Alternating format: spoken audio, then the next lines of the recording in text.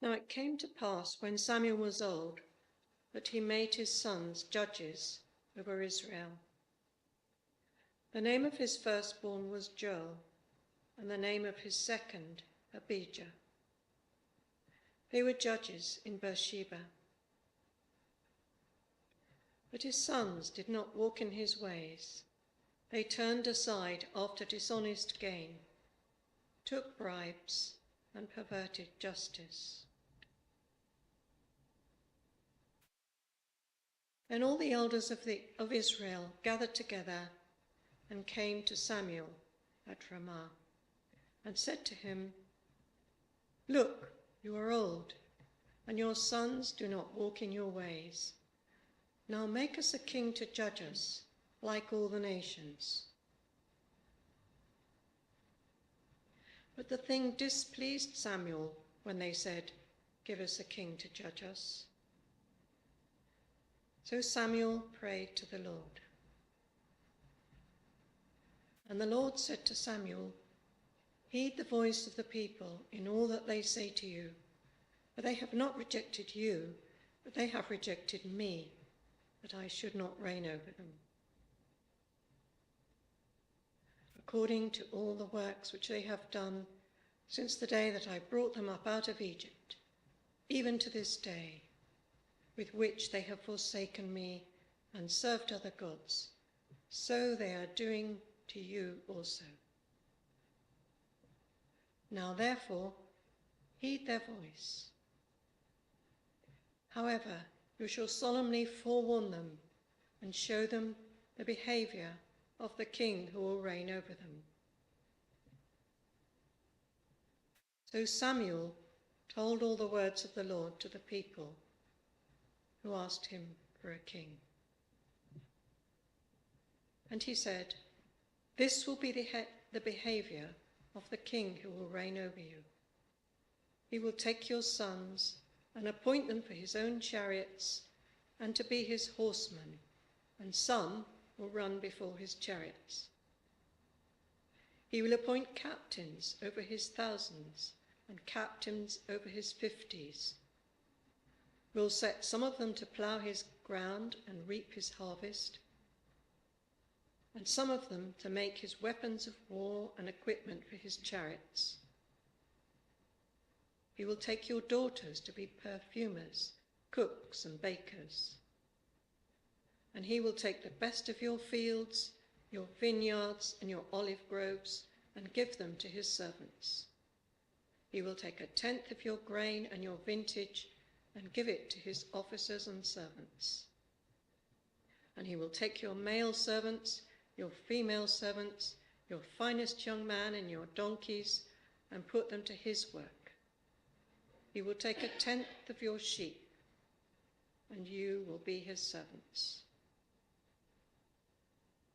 And you will cry out in that day because of your king, whom you have chosen for yourselves, and the Lord will not hear you in that day."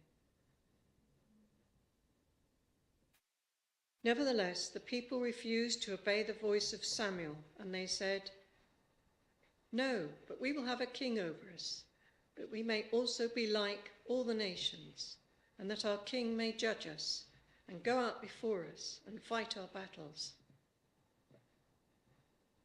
And Samuel heard the words of the people, and he repeated them in the hearing of the Lord.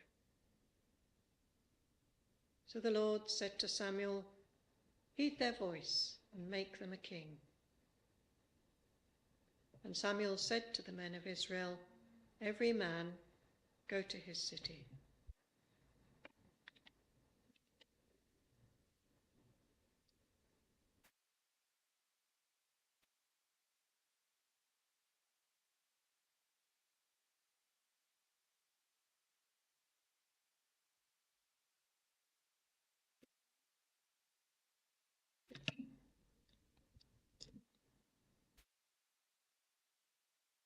So, with the coronation less than a week away, I thought it would be interesting to look at what the Bible says about kings and monarchy.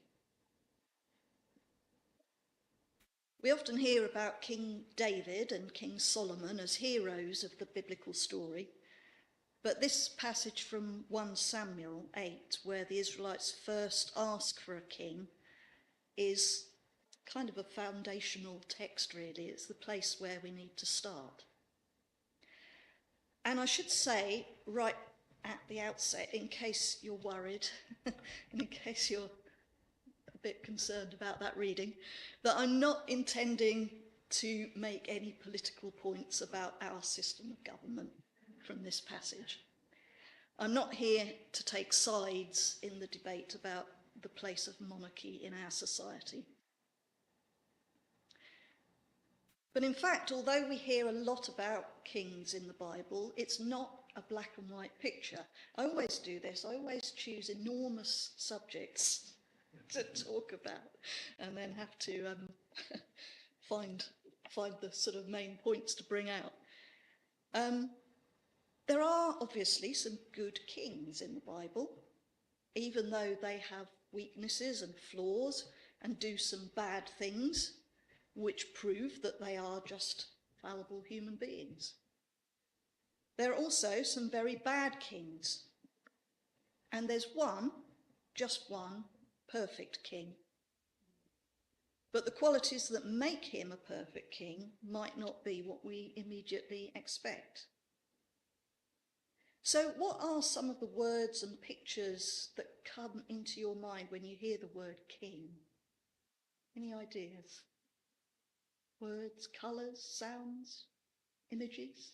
A throne, yeah. Crown. Yeah. Promises, ooh. Good one. Anything else? A sceptre.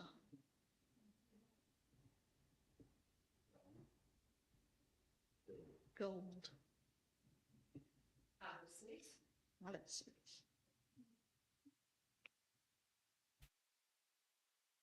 They're all kind of images of richness, aren't they? And wealth and brightness and glory. And all these things are found in the stories of especially David and Solomon in the Bible. They're people to admire and celebrate, perhaps from a distance. They're people to be held up as role models. But then if we think of fish kings in the Bible, like Ahab, or powerful, self-obsessed foreign kings like Nebuchadnezzar of Babylon, they're people to be feared and avoided if possible. But they're still legitimate kings. They have the right to reign, and this isn't questioned. Kings are part of the furniture in the Bible. So perhaps it's a bit of a shock to realise, as we've heard in 1 Samuel 8, that monarchy was never God's plan A for Israel. It came about really because the nation of Israel was in a really bad way, a desperate situation. The Israelites were safely in their promised land, but they'd got themselves into a cycle of disobeying God's law and worshipping other gods, then being overrun by their enemies, then being delivered by a great leader and living in peace for a while before going through the whole cycle again. And this is the story that you read in the book of Judges. But by the end of that book, the society is in total meltdown, not just at war with enemies in foreign lands, but engaged in civil war even between the tribes. The last chapters of Judges are really heartbreaking to read. And the last line in the book of Judges says, "In those days, Israel had no king. Everyone did as they saw fit." So in their desperation, the Israelites looked around and saw that the surrounding nations were in better shape than they were. And they fixed on the idea that having a king was what made the difference. Listen again to the words that the elders of Israel say to the prophet Samuel. Now appoint a king to lead us, such as all the other nations have. That's verse 5. And again in verses 19 to 20, we want a king over us. Then we shall be like all the other nations, with a king to lead us and to go out before us and fight our battles. Then we shall be like all the other nations. That was the real dagger to the heart of God. The whole point of the nation of Israel was that it shouldn't be like the other nations.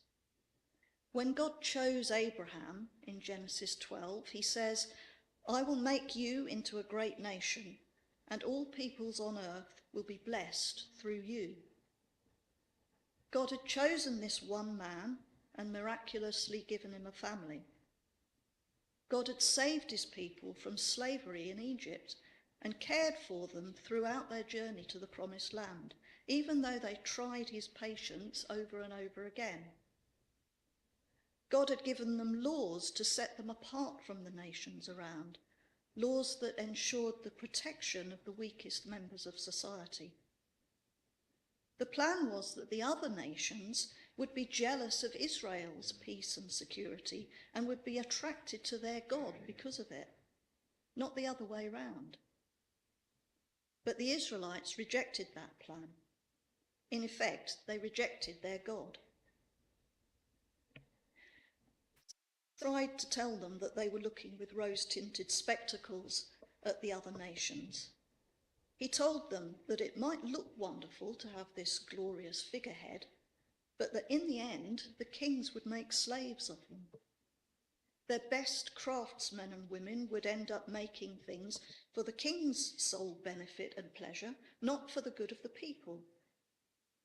Wealth would be concentrated in the hands of the king, not the community. But the Israelites were not persuaded, and they demanded a king. So what was God's response? We read it in 1 Samuel 8, verse 22.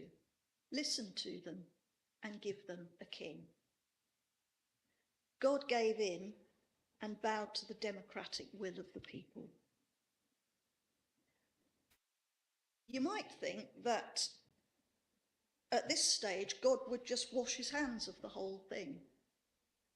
Say, fine, have it your own way. I'll just sit and watch you make a mess of it. Then perhaps I'll choose another group of people to carry out my purposes. That's what I'd say. But amazingly, God still tries to bring blessing out of the situation.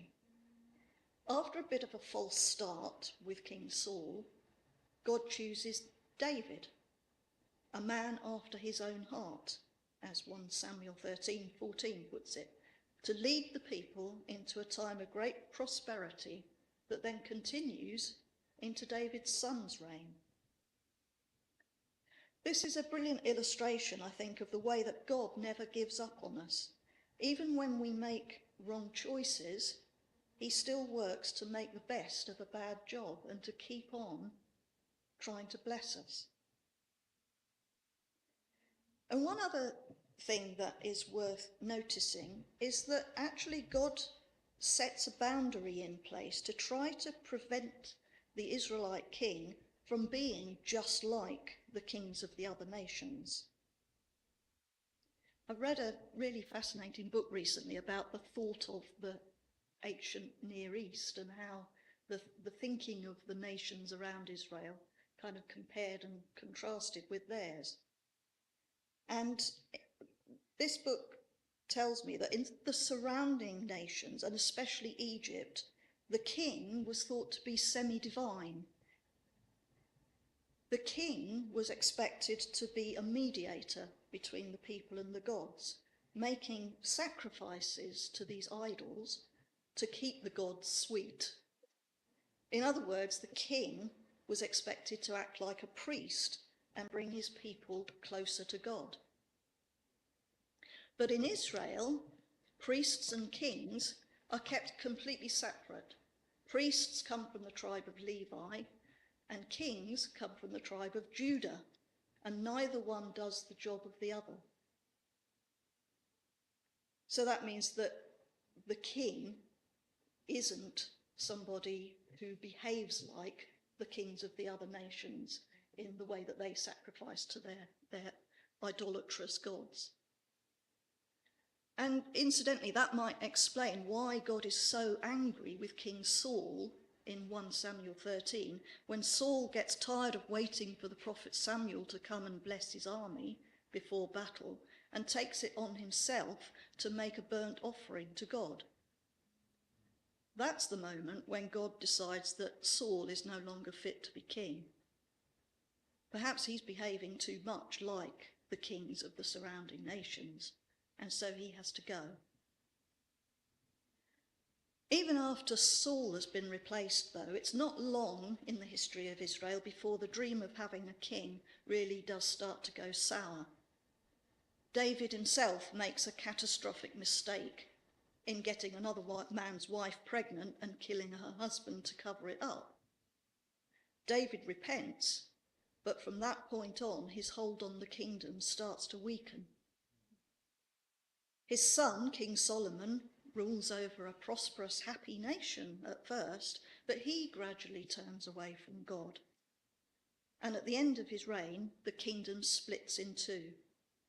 The final result, many years and many kings later, is disaster as the people of both kingdoms are defeated by other nations, the other nations that they so wanted to be like, and are taken away into exile. So enough of the history lesson for the moment. Let's skip forward into the New Testament. Here's a question. If monarchy for Israel was not God's idea, and if Israel's kings were on the whole such a terrible failure, why do we think of Jesus as a king? Lots of our worship songs glorify Jesus as king. We've sung some of them today, and there were lots more that I could have chosen from. And I think it probably comes from the way that we imagine a king, with all the words that we mentioned earlier. A king is associated with glory, gold, precious metal. A king is high up on a throne, colourful, glorious, attractive, someone to be admired, and on his throne literally put on a pedestal. We might argue, of course, that the resurrected Jesus is all of those things, and the resurrected Jesus is the one we worship. And so that picture of a king is a helpful one, I think, and one that really kind of focuses our minds on the glory of Jesus. But that's not the picture painted by the Gospels, or indeed by the prophets. We worship Jesus now with the word majesty. Several of our songs have used that word today. But Isaiah 53 verse 2, talking about the Messiah, says he had no beauty or majesty to attract us to him. And Jesus deliberately shied away from being associated with all the trappings of kingship. In fact, in one of the temptations that he encountered in the desert, the devil showed him all the kingdoms of the world and their splendour and offered to give them to him. But Jesus refused the lure. Then in John 6 verse 15, after the feeding of the 5,000, he escaped into the hills because he knew that the people intended to come and make him king by force. The one place where Jesus does accept the identity of a king is in his entry to Jerusalem on the day we celebrate this Palm Sunday, where he rides into the city, not on the kind of war horse that King Solomon collected in their thousands, but on a donkey, in fulfillment of Zechariah 9 verse 9. See, your king comes to you, lowly and riding on a donkey. The Gospels talk a lot about the kingdom of God, but again, this isn't a sparkly, glamorous, attention-grabbing thing. In Jesus' parables, it's a tiny seed, a grain of yeast, a buried treasure. It's small, overlooked by those who are seeking short-term excitement. And yet, it has the potential to kick into action incredible transformation. Most important of all, though, is that in Jesus' view, his role was as a servant. Think back to Samuel's warning about the king. He'll commandeer all the best people and make them serve as his soldiers and his farmers and blacksmiths and cooks and perfume makers. He'll take all the best livestock, all the best grain and wine, and you yourselves, it says, will become his slaves. But Jesus, at the Last Supper, took the role of a slave and washed his disciples' feet. And in one of the most crucial bits of teaching that he ever gave them, he said, "The Son of Man did not come to be served, but to serve, and to give his life as a ransom for many." That's Matthew 20:28. One more thing about Jesus. In John's Gospel, he says of himself, "I am the good shepherd." And this isn't just a kind of nice, comforting picture of rural bliss, because actually it harks back to an idea of kingship that is tucked away in the Old Testament, where sometimes it's not very easily noticed. It's no coincidence that David was a shepherd before he was a soldier and a king. And when David finally took the throne as king of Israel, the people told him, "The Lord said to you, you shall shepherd my people Israel, and you shall become their ruler." And in Ezekiel 34, there's a whole chapter that talks about how the leaders of Israel have failed to be good shepherds of the people. So the idea that a king should be like a shepherd, guiding and protecting the people, especially those who are weak or wounded, is another very significant picture in the Bible. So just to sum up, where have we got to? First of all, monarchy was never God's best plan for Israel. It was a blatant rejection of God's intention for Israel to be different from the other nations. And yet God continued to work with the people's choice to try to bring them blessing. In the end, there were good kings and there were bad kings, but the whole enterprise ended in failure because of the people's continued sin and idolatry, turning away from the true God. Jesus was the perfect king, but he made sure to emphasize that his kingship was not about glory and splendor and being served, but about shepherding and service of others. In this way, his kingdom was different from the earthly kingdoms of other nations, maybe less outwardly impressive, but more genuinely transformational. And what does this mean for us as we look forward to the coronation of a new king next week?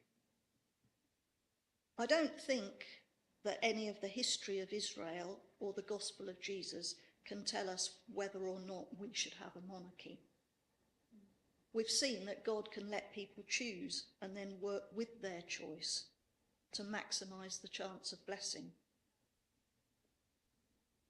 But perhaps we can say that no system of human government, however it's arranged, is a guarantee of security for us.